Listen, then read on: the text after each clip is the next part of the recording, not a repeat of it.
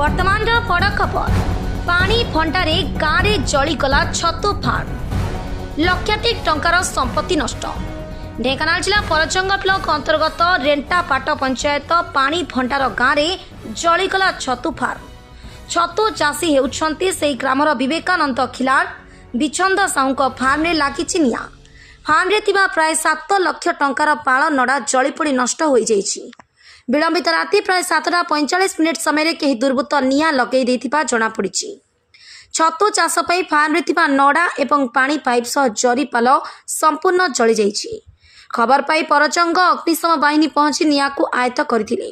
तेज क्षतिग्रस्त छतु चाषी को तुरंत सरकारी सहायता जोगाई देबाकू ग्रामवासी दाबी करिछुंती।